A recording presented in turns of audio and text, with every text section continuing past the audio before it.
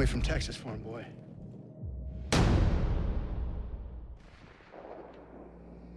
They say that war changes you, no matter where you are.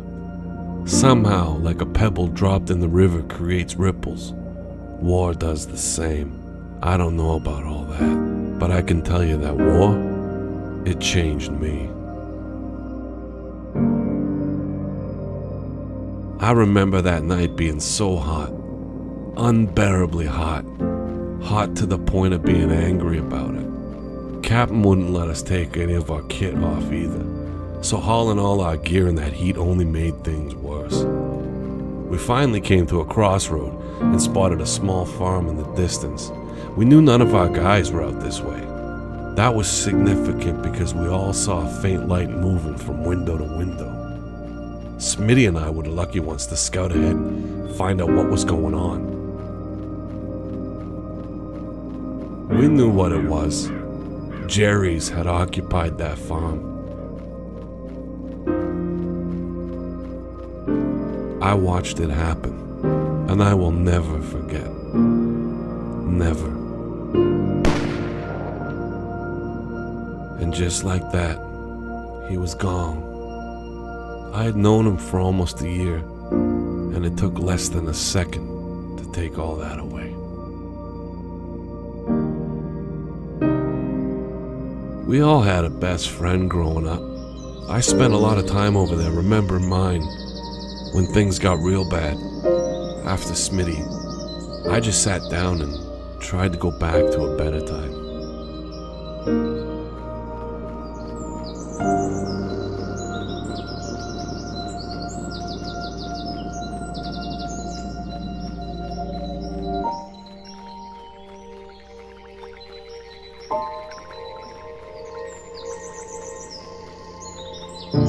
Took me and Dad about a week to build that treehouse.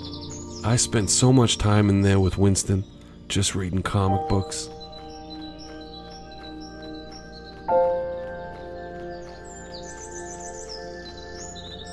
To this day, I don't know how that ball held up as long as it did. It's still in a drawer back home. Winston sure did play rough with my toys.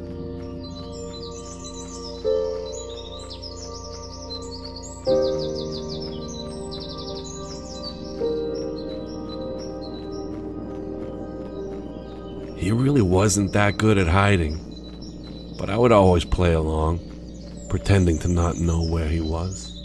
I would just say that I'd give up loudly and start leaving, and then, every time, without fail, he would think he won, but looking back, maybe he was letting me win.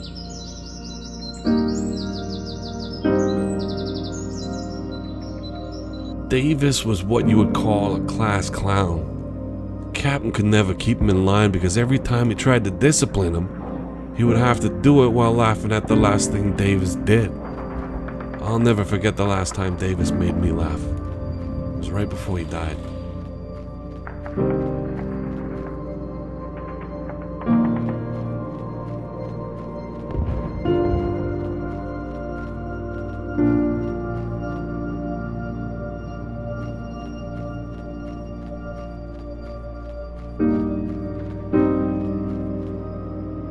I always hated these things. They were noisy as all get out, and you knew if you heard one, there were a lot of Jerrys nearby. We knew they were on the other side. We heard them barking orders and the sound of their boots stomping all over the place. They were not trying to hide the fact that they were there. It means they were not worried about what was on our side of the rubble.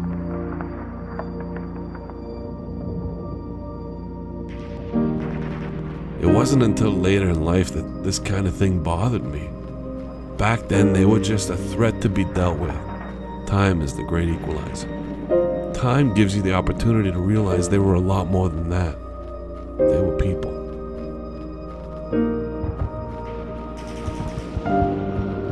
Davis saw her first.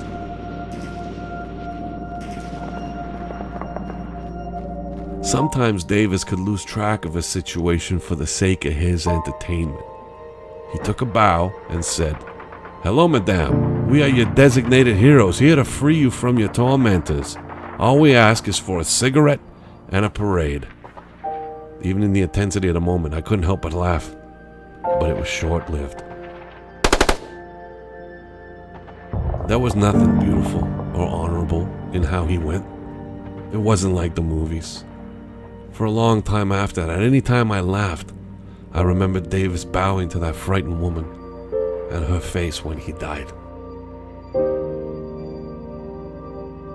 The one thing I can say the movies get right every time is that there's always a girl back home.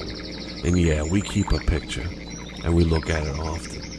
Mine wasn't just any girl, though. I guess most guys thought that way about their own girl. I don't know. I just know my Justine was more than I ever deserved.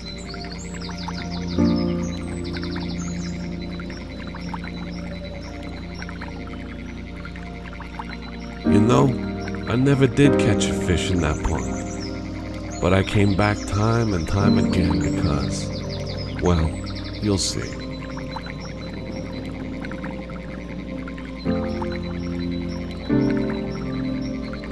Something in this patch always got me sneezing and my eyes watering. It was dreadful. I can just imagine what I'd look like. But it was always worth it. These were her favorites. I always had one ready in my hand when the inevitable happened. My God, looking back always gets my heart racing like it was happening all over again. I would see some horrible things in my time. Things that would have me jumping out of my skin at night, unable to sleep. They say time heals all wounds, but that isn't true at all. The wounds don't heal. Not fully, anyway. They leave scars. Fragments that cannot be undone. But for every horror I endured, Justine ensured there was a greater beauty to have made it all worthwhile.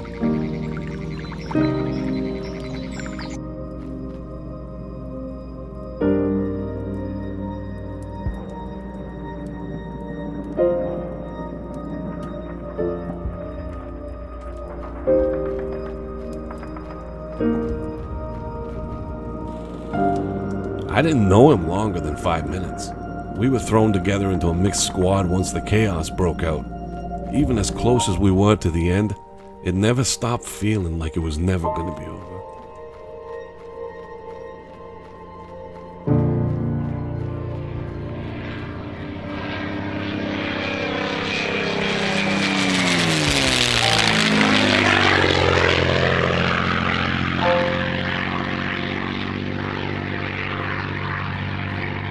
When you look at them rolling in, you would swear nothing could ever take one of these things out. What happened here left me wondering if any of them would even make it out.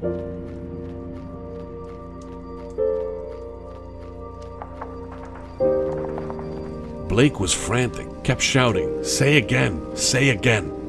All I could hear from the other end was fragments of what may have been words and an awful static. They were screaming something fierce. I know they had just gone through the same chaos we had and were on edge. Didn't stop me from keeping my rifle trained on them any more than it stopped them. I knew this was it. It was over. I couldn't tell what he was telling them, but they were upset, confused. Kept looking from him to me and back again. It wasn't until I felt a hand on my shoulder that I finally stopped staring at them. It was Blake.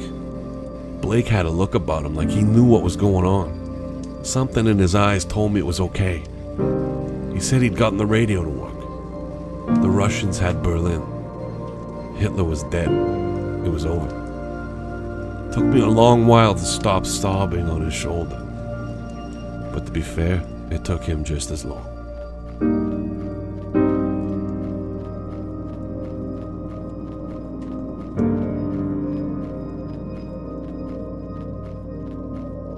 We had walked through hell and back again over there to stand up for something, to stand against something, to rally behind more than just our countrymen. We rallied for the sake of the world and what it would mean to be a part of it.